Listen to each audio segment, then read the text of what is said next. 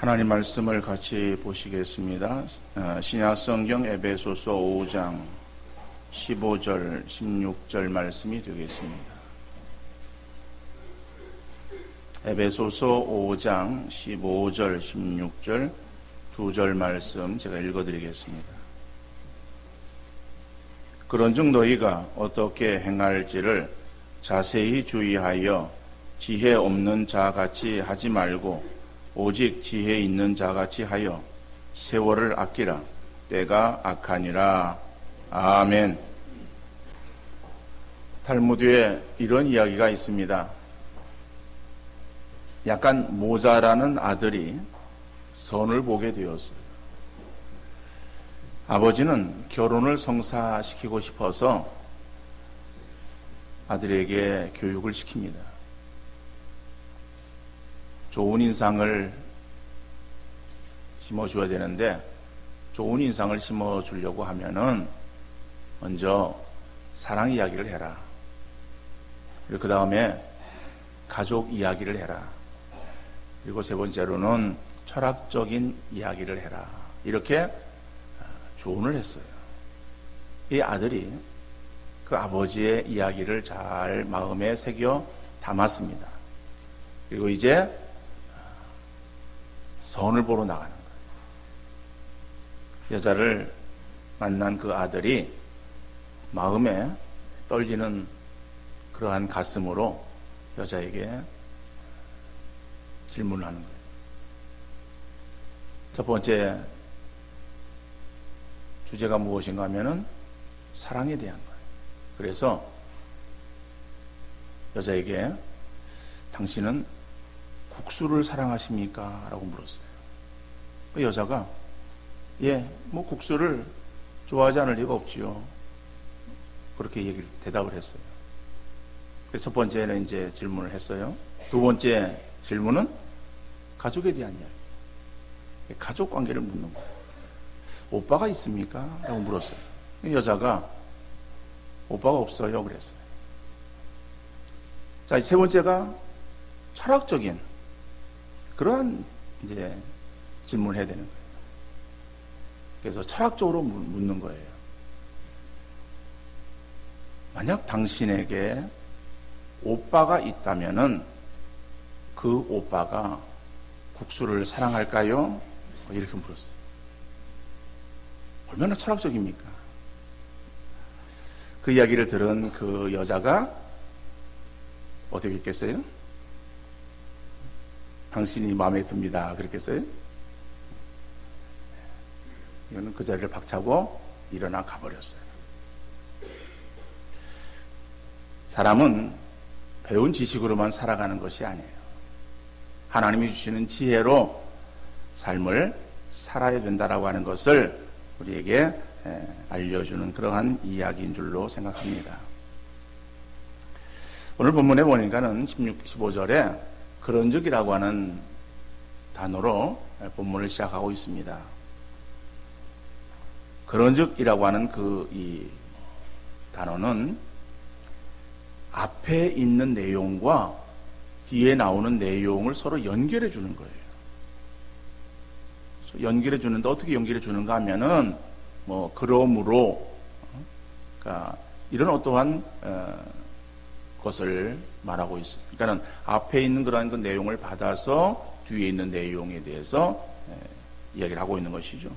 자, 그래서 앞에 있는 내용이 무엇이냐? 앞에 있는 내용은 우리가 지난주에 말씀을 생각해 본 그러한 말씀이에요. 지난주 8절로 14절 말씀을 가지고 주를 기쁘시게 그렇게 설교를 했습니다.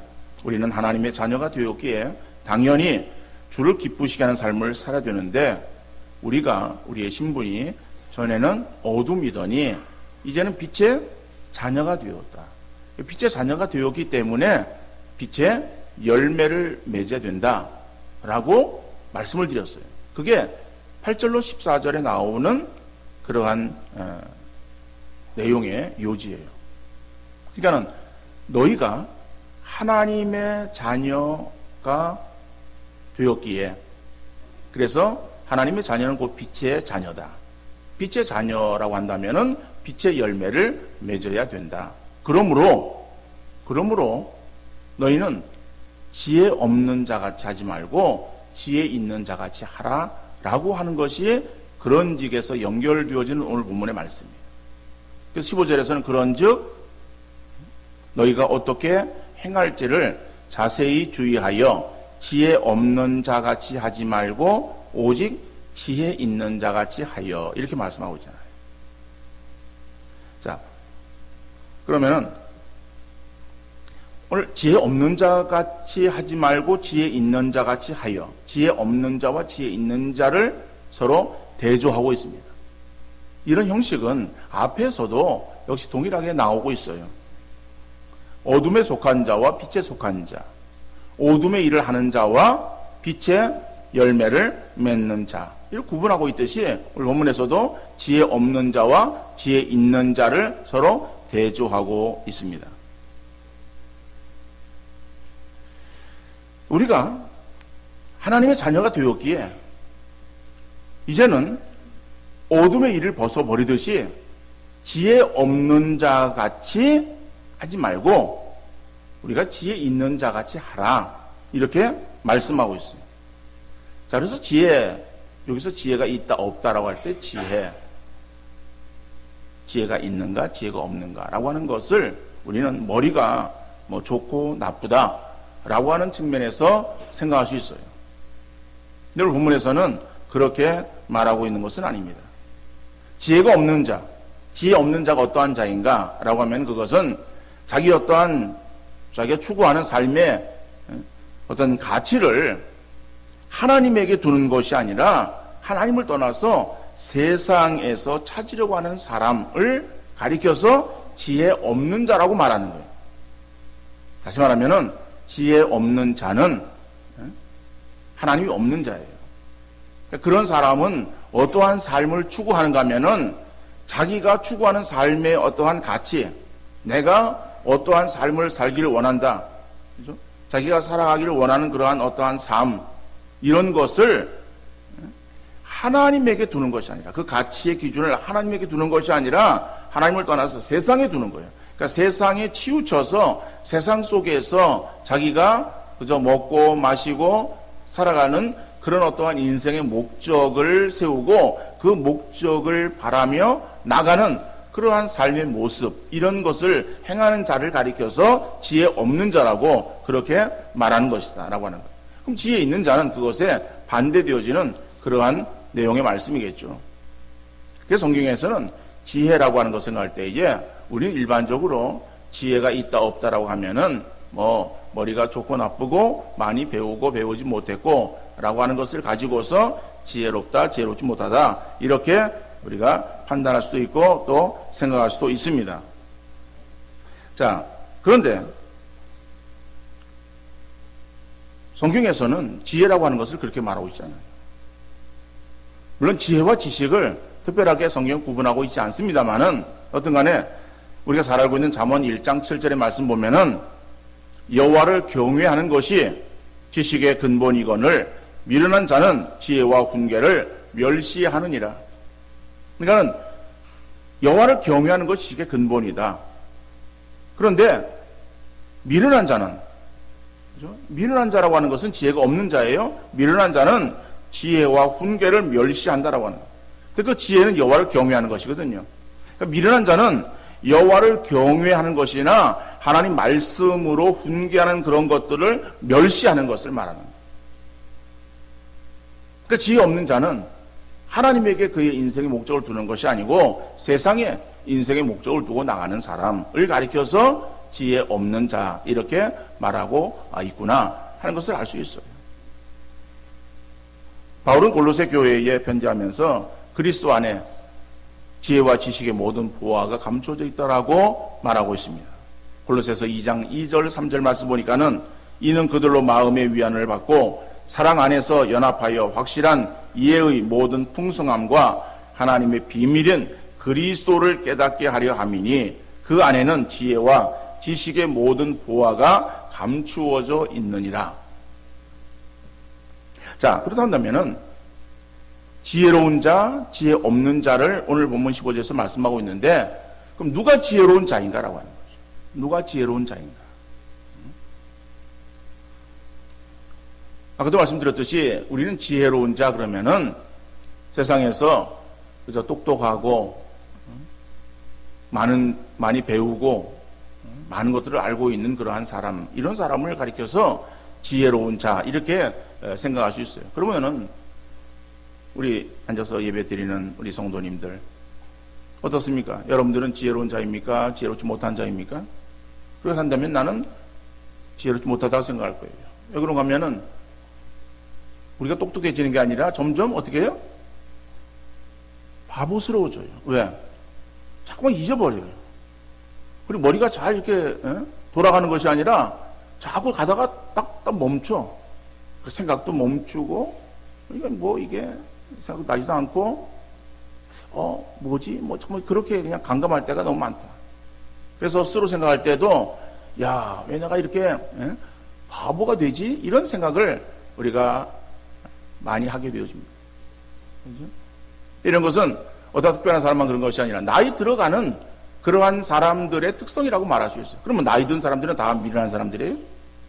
나이 든 사람들은 지혜 없는 사람들이에요? 그래서 세상에서 그렇게 평가하는 거예요. 세상에서는 젊은 사람, 똑똑한 사람, 많이 배운 사람 이런 것을 자꾸 추구하는 거예요. 그러다 보니까는 나이 든 사람들이 자꾸 밀리게 되어지는 것이죠. 그런데 성경은 그렇게 말하고 있지 않다는 거예요. 세상에서는 지혜 있는 자를 그렇게 평가할지 몰라도 성경에서는 지혜 있다, 지혜 없다라고 하는 것을 어떻게 말하고 있는가?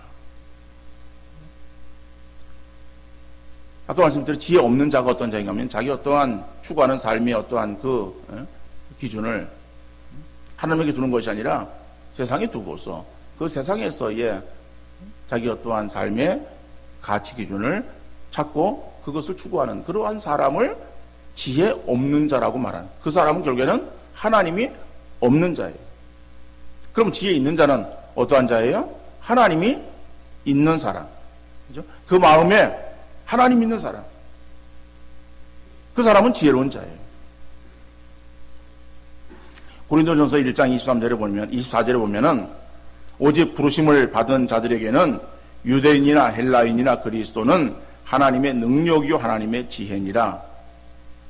고린도전서 1장 3절에서도 너희는 하나님으로부터 나서 그리스도 예수 안에 있고 예수는 하나님으로부터 나와서 우리에게 지혜와 의로움과 거룩함과 구원함이 되셨으니, 자, 그리스도는 하나님의 능력이요 하나님의 지혜라고 말하고 있어요. 그러니까 예수 그리스도는 하나님의 지혜가 되는데 그 지혜를 우리가 모시고 살아가는 거잖아요. 예수를 모시고 살아간다라고 하는 것은 하나님의 지혜를 가지고 살아가는 사람들이에요. 그러니까 우리가 지혜로운 사람이에요. 이건 내가 스스로 생각할 때 난 지혜롭다고 생각해서 지혜로운 자라고 생각하고 말하는 것이 아니라 성경이 우리에게 이렇게 말씀하고 있기 때문에 우리가 지혜로운 자라고 하는 것을 우리가 인식하고, 그래서 나는 지혜로운 자라고 하는 것을 여러분들이 마음에 확신하고 살아가는 우리 성도님들 되어질 수 있기를 간절히 바랍니다. 그런데 오늘 본문에서는 누가 지혜 있는 자냐, 누가 지혜 없는 자냐라고 하는 것을 거기에 초점 맞추고 있는 것이 아니라 지혜 없는 자같이 하지 말고 오직 지혜 있는 자같이 하여라고 말하는 거예요. 이 말은 무슨 말이에요? 그 앞에 나오는, 앞에서 말하고 있는 그러한 어떤 표현과 같은 형식의 그러한 표현을 바울은 쓰고 있다라고 하는 거예요. 앞에서 8절에 보면은 너희가 전에는 어둠이더니 이제는 주 안에서 빛이라, 빛의 자녀들처럼 행하라 말씀하고 있죠. 너희가 예수 그리스도를 믿기 전에는 어둠에, 세상 어둠에 속해서 살아가던 자들이다. 그럼 세상 어둠 속에서 너희가 죄악을 범하던 너희 인생들이 이제는 예수 그리스도를 통해서 구원받아 하나님의 자녀가 되었다. 하나님의 자녀가 되어진 것은 빛의 자녀가 되어진 것이다. 너희가 빛의 자녀가 되었다라고 하는 사실만을 강조해서 말하는 것이 아니라 빛의 자녀가 되었으면은 빛의 열매를 맺으라라고 말합니다.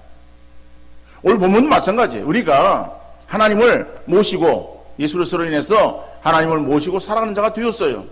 예수 그리스도를 우리가 구주로 고백하고 모시고 살아가는 자가 되었어요. 그렇다면 우리는 지혜를 가지고 살아가는 지혜로운 자야. 그러면은 지혜로운 자같이 하라라고 말하고 있어요. 그 지혜로운 자같이 하라고 하는 것은 지혜로운 자같이 생각하고 지혜로운 자같이 생활하라고 하는 것이죠. 자, 그러면은 우리가 어떻게 지혜로운 자가 될 수 있는가라고 하는 거예요. 어떻게 지혜로운 삶을 살아갈 수 있는가? 오늘 본문 15절에서는 이렇게 말씀하고 있습니다. 너희가 어떻게 행할지를 자세히 주의하여 지혜로운 자의 삶을 살기 위해서는 우리가 어떻게 행할지를 자세히 주의해야 되는구나 라고 하는 거예요. 그러면 주의하여라고 하는 이 단어는 우리가 조금 이 한글 성경을 가지고서는 주의한다라고 하는 것이 어떤 의미가 우리에게 바로 이렇게 인식되지 않습니다. 그런데 이 말은 이 헬라어로 보면은 이 블레페테라고 하는 그런 단어를 써요. 근데 블레페테라고 하는 그런 단어를 쓰고 있는데 이 블레페테라고 하는 그런 단어는 블레포라고 하는 그런 그 단어의 현재 능동태 명령형이다. 여러분들이 뭐 블레페테, 뭐 현재 뭐 능동태 명 이런 것은 여러분들이 별 기억하지 않아도 됩니다. 자, 그런 것에 근거되어진 것인데 그러면은 블레포의 현재 능동태 명령형이다라고 하는 것은 블레포라고 하는 것은 보다라고 하는 거예요. 그러니까는 이 주의하여라고 하는 이 단어의 의미는 어떤 의미인가 하면은 쉼없이 계속해서 관심을 가지고 면밀하게 살피라라고 하는 거예요. 쉼없이 계속해서 그죠? 그냥 이렇게 뭐 쉬었다가 뭐 말았다가 뭐 그런 것이 아니라 쉼없이 계속해서 관심을 가지고 면밀하게 살피는 것. 이것이 뭐예요? 주의하여라고 하는 거예요. 우리 애가 행하는 것에 대해서 건성으로 넘겨버리지 말고 내가 말하는 것이나 생각하는 것들에 대해서 좀 주의 깊게 면밀하게 관심을 가지고 살펴보아야 된다. 라고 하는 그런 의미예요. 그래서 우리가 행해야 된다라고 하는 거죠. 왜 그런가 하면은 여러분 우리가 우리의 삶에 대해서 내가 내 자신을 주의 깊게 우리가 돌아보지 않으면은 우리는 흘러가는 대로 그냥 우리의 삶을 내맡겨 두면은 나는 그래서 내 생각에 치우쳐 살아가는 거예요. 내 마음대로 살아가는 거예요. 근데 내 생각대로 내 마음대로 살아가는 우리의 삶의 모습은 이거는 지혜 있는 자의 모습을 따라 살아가는 것이 아니라 지혜 없는 자의 모습을 따라서 행하는 것이다라고 하는 거예요. 그러니까 여러분 이 앞에서 나오는 그런 내용들과 계속해서 이 뭐 같은 그런 이 말씀을 이렇게 다각적으로 지금 이렇게 계속해서 바울은 말하고 있는 거예요. 그러니까 앞에서는 어둠과 빛이라고 하는 것으로 말씀을 드렸어요. 우리는 빛의 자녀가 되었어요. 근데 어둠에서 빛의 자녀가 된 것이거든요. 근데 빛의 자녀로서 우리의 삶을 우리가 힘쓰지 않으면은 자꾸 우리는 어디에요? 어둠으로 돌아간다라고 하는 거야. 그래서 어둠의 일을 벗어버렸기 때문에 더 이상 우리가 어둠에 우리가 속해서 살아가서는 안 되고 그 일을 벗어버렸기 때문에 이제는 우리가 빛의 자녀로서 빛의 열매를 맺어야 된다라고 하는 것을 강조했던 것이 우리가 8절 14절의 말씀이에요. 근데 그런 것들을 다시 또 재차 반복하고 있는 것이 오늘 본문의 말씀이에요. 그래서 15절의 16절 말씀에서는 우리가 이제는 그러니까 빛의 자녀라고 하는 것으로 우리 그리스도인들을 표현했는데 15절에서는 우리 그리스도인은 어떻게 말하고 있는가 하면은 지혜 있는 자라고 그렇게 말하고 있어요. 그러니까 지혜 있는 자가 되었기에 이제는 지혜 없는 자 같이 생활하지 말라. 지혜 없는 자는 어떤 것이냐? 자기 어떤 삶의 가치 기준을 어디에 두는 거예요? 하나님에 두는 것이 아니라 세상에 두는 것이기 때문에 우리가 내 마음대로 내 생각대로 삶을 살아가도록 나를 그냥 내버려 두면은 우리는 어디에 우리의 인생의 목적을 가지고 살아가는가 하면은 세상에 치우쳐서 세상 속에서의 썩어지고 없어질 그러한 것들이 우리 인생의 목적이 되어서 그것을 붙잡고 나가려고 하는 그러한 우리의 삶의 모습이 되어지기 때문에 그런 것이 되어지지 아니하도록 날마다 우리의 삶을 좀 면밀하게 주의 깊게 관심을 가지고 살펴보라고 하는 거예요. 그래서 지혜 있는 자의 모습을 살아야 된다라고 하는 거죠. 그러니까 지혜 있는 자의 모습을 삶을 살기 위해서는 여러분 우리의 어떤 삶의 기준을 바로 세워야 돼요. 우리의 중심이 어디에 두어야 될 것인가. 근데 사람은요, 우리가 삶을 살아갈 때에 결국엔 이 두 가지의 그러한 그 측면에 우리의 삶을 물 수밖에 없어요. 한 가지는 자기예요. 나, 육신. 또 한 가지는 하나님이에요. 그래서 자기와 하나님, 나와 하나님이라고 하는 이러한 사이에서 우리가 생활할 수밖에 없는 거예요. 근데 우리가 그 나와 하나님이라고 하는 그러한 어떤 중심에 있어서 우리의 삶의 중심을 어디에 두어야 된다라고 하는 거냐면 지혜로운 자는 나에게 두는 것이 아니다라는 거예요. 그러니까 세상에 둔다라고 하는 것을 아까 말씀드렸는데 세상에 두는 것이나 나에게 두는 것이나 마찬가지예요. 그냥 나에게 두는 것이 아니라 하나님에게 두는 것이죠. 바울은 갈라디아서 1장 10절에서 이제 내가 사람들에게 좋게 하랴 하나님께 좋게 하랴 사람들에게 기쁨을 구하랴 내가 지금까지 사람들의 기쁨을 구하였다면 그리스도의 종이 아니니라라고 자신을 갈라디아 교회에게 고백하고 있습니다. 자, 또 한 가지 요한복음 21장 15절에 보면은 잘 알고 있는 말씀이에요. 예수께서 시몬 베드로에게 이르시되 요한의 아들 시몬아 네가 이 사람들보다 나를 더 사랑하느냐 하시니 이르되 주님 그러하나이다. 내가 주님을 사랑하는 줄 주님께서 아시나이다. 그런 거예요. 자, 부활하신 예수님께서 베드로에게 나타나셔가지고 질문하는 그러한 내용이죠. 그래서 우리는 이러한 그 성경 말씀을 근거로 해가지고 두 가지 질문을 늘 우리 자신이 끊임없이 할 수 있기를 바랍니다. 첫 번째 질문은 무엇인가 하면은 이 일이 나의 기쁨을 구하는 것인가 아니면 하나님께서 좋으시게 하는 것인가. 이것이 나를 기쁘게 하는 것인가 하나님을 기쁘시게 하는 것인가. 또 한 가지 질문은 이 사람들이나 이 모든 것들보다 하나님을 우선적으로 사랑하느냐.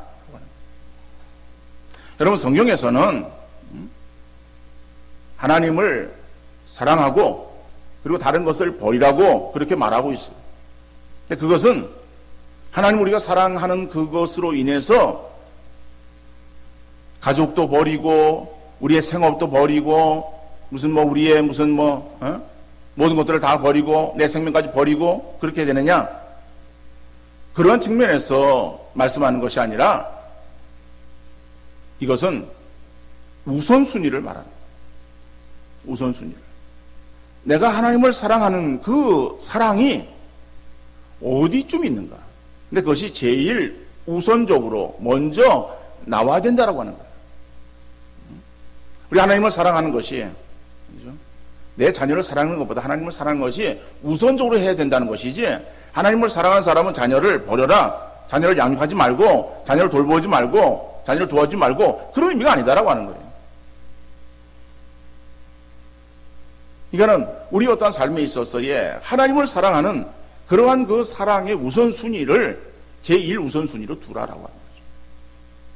그러니까 우리가 우리의 어떤 매일의 삶에 있어서 매 순간에 그러한 그 삶에 있어서 한번 이러한 질문을 여러분들이 스스로에게 한번 던져 볼 수 있기를 바랍니다. 정말 이 일이 나를 기쁘게 하는 것인가 하나님을 기쁘시게 하는 것인가? 정말 내가 하나님을 다른 것들보다 더 사랑하는 그러한 그 측면에서 내가 지금 행동하고 있는가?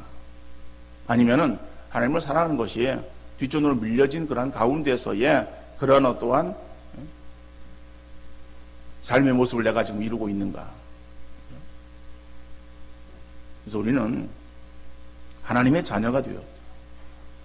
예수 그리스도로 인해서 구원받은 하나님 백성이 되었다고 한다면은 우리 어떤 삶의 그런 이 기준이 세상 속에 있던 그런 우리의 그런 모습이 있어서 우리 가치 기준이 하나님으로 옮겨져야 되는 것을 말하는 거예요. 하나님을 우리가 우선적으로 사랑하고 그리고 하나님을 기쁘시게 행하기 위해서 힘쓰는 우리의 삶이 되어진다고 하면은 하나님 우리를 그냥 내버려 두시겠어요?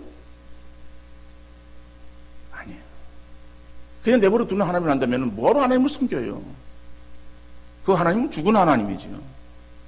그 하나님은 우리가 섬겨야 될 그러한 어떠한 대상이 아니신 분이에요. 하나님은요, 나를 사랑해라. 그리고 자기 모든 것들을 다 그냥 받으시고 그냥 욕심꾸러기처럼 그냥 마시는 하나님이 아니다라고 하는 거예요. 우리를 사랑하시는 우리 아버지야. 그러니까 자녀 되어진 우리들이 내가 정말 아버지를 내가 존경합니다. 아버지를 사랑합니다. 라고 그 아버지를 인정해 드리면은 그럼 아버지 하나님께서 우리를 보시고 얼마나 기뻐하시겠어요. 기뻐하시는 그러한 사람에게 있어서의 모든 것들을 더하여 주시는 그러한 분이세요. 우리 그것을 목적으로 하나님을 사랑하는 것이 아니라 정말 우리의 마음을 다해서 우리의 뜻을 다해서 하나님을 바라보고 하나님을 사랑하고 하나님을 추구하는 그런 삶을 살아간다고 할 때에 하나님은 우리에게 있어서 넘치는 것들로 충만하게 더하시는 그러한 살아계신 하나님인 줄 믿으시고 우리의 삶이 지혜 없는 자같이 행하지 말고 지혜 있는 자같이 삶을 살아가시는 우리 모든 성도님들 되어질 수 있기를 간절히 바랍니다. 두 번째로 그러면 왜 우리가 지혜로운 삶을 살아야 되는가라고 하는 거예요. 왜 살아야 되는가? 오늘 16절 말씀이에요. 16절이에요. 세월을 아끼라 때가 악하니라. 여러분 세월을 아끼라라고 하는 이 말씀은요. 세월이라고 하는 것은 이거는 이 단어를 쓰고 있는 것은 카이론이라고 하는 그런 단어를 쓰고 있는데 이것은 시간을 말하는 거예요. 시간. 그러면은 우리는 시간이라고 하는 것을 하나의 그 단어로 쓰고 있어요. 시간. 그죠? 근데 이 헬라어에서는 그리스 사람들은 두 가지 의미로 시간을 쓰고 있어요. 하나는 크로노스라고 하는 단어를 쓰고 있어요. 하나는 카이로스라고 하는 단어를 쓰고 있어요. 비슷한 그런 단어인 것 같습니다만은 크로노스하고 카이로스하고가 차이가 있어요. 크로노스라고 하는 것은 이것은 그냥 흘러가는 시간을 말하는 거예요. 몇 시에 몇 분 몇 초 이런 것을 말할 때 지금 몇 시죠? 대신은 시간이 빨리 지나가네 라고 할 때의 시간이라고 하는 그때는 크로노스라고 하는 단어를 쓴다라고 하는 거예요. 또 한 가지 이 카이로스라고 하는 단어를 쓰는 것은 특정한 시간, 어떤 특별한 그런 시간을 가리킬 때는 이 카이로스라고 하는 그런 단어를 쓰는 거예요. 여러분 우리 찬양대 1979년 11월 11일 11시가 뭡니까?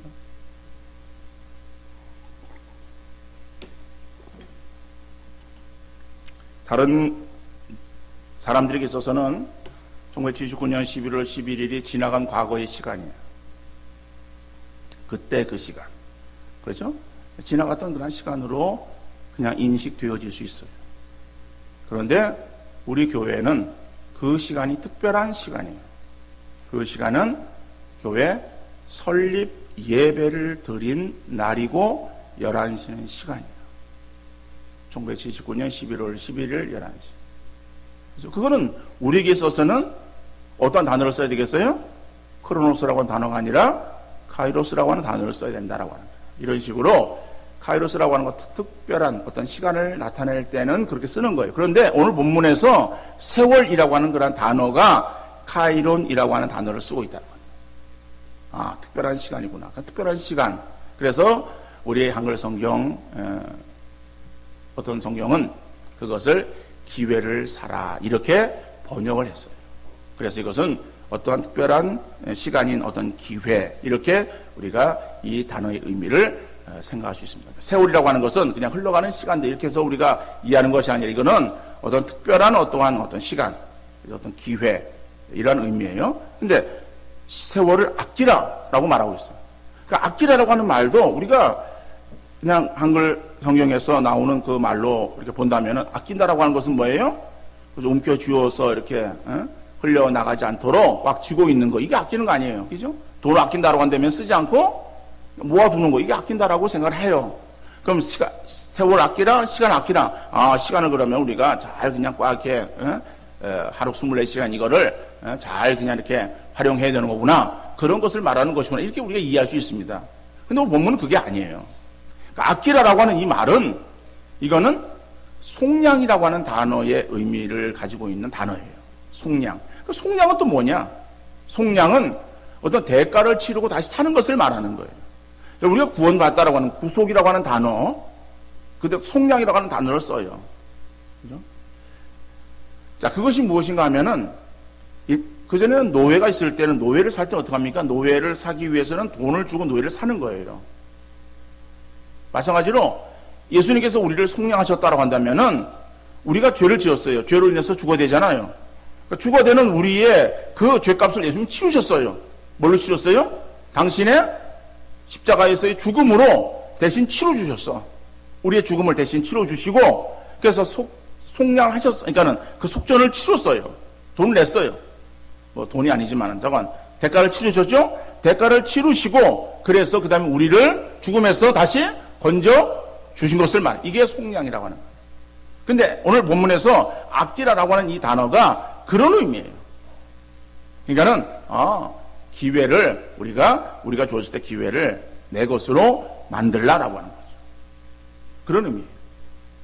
왜 그런가 하면은 때가 악하니라. 때가 악하다라고 하는 것은 무엇인가 하면은, 이거는 하나님의 심판이 곧 임한다라고 하는 거예요. 베드로전서 4장 7절에 보면, 만물의 마지막 가까웠으니 그러므로 너희는 정신을 차려 근신하여 기도하라. 그렇죠? 만물의 마지막, 이것이 오늘 본문에서 말하는 때가 악하니라라고 하는 거예요. 그러니까 하나님의 심판의 때 가까워지고 있다. 주님의 재림의 때 가까워지고 있다. 근데 그때는 언제인지 몰라요. 근데 그보다 더 정확히 알 수 있는 것은 우리의 남은 시간이다라고 하는 거죠. 그죠?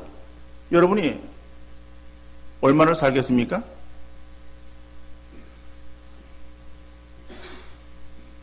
모를 수 있죠? 정확히 아는 것은요. 120세를 넘는 사람은 우리 교회 안에서는 없을 수 있을 거예요. 그럼 제가 자신 있게 120 아니 좀 더 써가지고 130. 여러분들이 130세 안에는 다 죽습니다. 라고 제가 그렇게 예언적으로 이야기를 해도 틀린 말은 아닐 수 있을 거예요. 그렇죠? 그럼 생각해 보세요. 130년의 시간이 여러분들이 주어졌다면은 지금 살아온 시간을 빼고 나면요, 남은 시간, 그래도 많이 남았네 생각할 수 있어요. 근데 지나온 시간이 얼마나 빨리 지나가요? 쏜살처럼 지나왔어요. 흐르는 물처럼, 계곡의 유수처럼 지나온 우리의 시간이에요. 그러면은 그렇게 빨리 지나왔으면은 남은 시간이 몇십 년 남았다 할지라도 그 시간도 역시 빨리 지나갈 수밖에 없을 것이다. 우리 남은 시간 얼마 되지 않는구나 라고 하는 것을 우리가 알 수 있겠죠. 그래요. 우리의 시간이 얼마 남지 않았어요. 그렇기 때문에 우리에게 주어지는 그런 기회, 이것을 그냥 넘기지 말고 이것을 우리가 잘 내 것으로 활용해야 될 것이다. 그래서 이 기회라고 하는 이것은 그저 어떤 우리에게 있어서 무슨 돈 벌 수 있는 그런 기회 이런 것이 아니라 하나님의 일을 할 수 있는 그러한 어떠한 일들을 말하는 거예요. 여러분, 근데 그런 일들이요, 우리에게 금방 지나간다라고 하는 거예요. 기회라고 하는 것이 저는 보지 못했습니다만은 이 그리스에 가면은 동상들이 이렇게 서 있는데 한 동상은 그런 형태를 가지고 있대요. 사람이 있는데 사람이 앞에 머리가 이렇게 막 덥수룩해요. 근데 뒤에 이 머리는 없어요. 뒷대머리예요. 앞에는 머리가 있어요. 그럼 우리의 그 머리 형태가 좀 다르죠? 우리는 앞에가 대머리일 수 있어도 뒤에는 머리가 있을 수 있어요. 다 그럼 되게 그렇습니다. 그런데 그건 이상한 형태를, 이상한 모양을 가지고 있어요. 그러면서 그 밑에 글이 써 있어요. 앞에 머리가 덥수룩한 것은 내가 앞으로 올 때에 사람들이 쉽게 잡을 수 있도록 하기 위함이고, 뒤에 머리가 없는 것은 내가 지나고 나면은 결코 잡을 수 없도록 하기 위함이다. 이렇게 글 써 있다 그래요. 그래서 이건 기회라고 하는 그런 동상이다. 여러분, 기회라고 하는 것은 그래요. 우리에게 주어졌을 때 딱 잡지 않으면은, 지나고 나면은 기회는 우리가 잡을 수 없는 것이다. 여러분, 우리의 시간이 길지 않습니다. 얼마 남지 않은 시간, 우리가 세월 허송하지 말고, 우리가 우리의 삶을 주의 깊게 늘 면밀하게 살펴서 내가 추구하는 그런 그 삶의 그런 그 모습, 목적들이 나를 위한 것인가, 하나님을 위한 것인가. 깊이 생각해서 하나님을 위한 그러한 그 삶에 좀 더 우리가 열심하시고 치중하시고, 그러한 일들이 우리가 행할 수 있는 시간들이 주어졌을 때, 기회가 주어졌을 때에 그 일들을 더 잘 감당해서 하나님께 우리가 섰을 때에 잘했다 칭찬 듣는 우리 성도님들 되어질 수 있기를 바랍니다. 그런 시간들을 다 흘려버리고 마지막 가서 이를 갈며 슬피 우는 그러한 후회하는 인생 되지 않는 지혜로운 우리 성도님들 되어질 수 있기를 주님 이름으로 축원합니다.